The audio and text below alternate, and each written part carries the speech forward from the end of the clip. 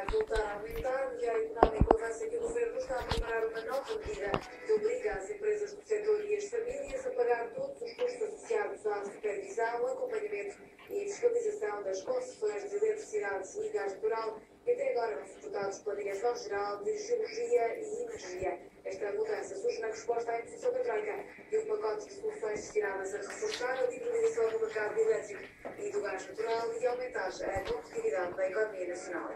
As instituições do Serviço Nacional de Saúde pouparam em 9 meses cerca de 15 milhões de euros na compra de medicamentos e dispositivos médicos através do catálogo de aprovisionamento dos serviços partilhados de saúde. O instrumento tem como objetivo disponibilizar os fármacos e dispositivos médicos aos melhores preços, tentando facilitar a compra aos hospitais e outras unidades do Serviço Nacional de Saúde. As poupanças com mais destaque são na área oncológica e também nas soluções apurosas como o SOS.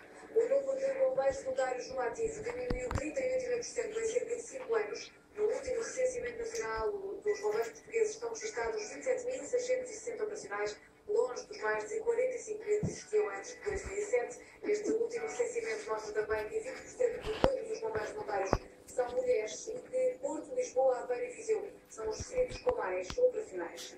Está hoje nas estradas a Operação Anjos da Guarda. Até à meia-noite de hoje, a GNR vai controlar a utilização dos cintos de segurança e uso de telemóveis. A esperança de uma medalha olímpica para Portugal está hoje na canoagem da equitação. A dupla Fernando Pimenta e Manuel Silva e a seleção feminina de canoagem participam nas finais da modalidade. Na final dos saltos com obstáculos estão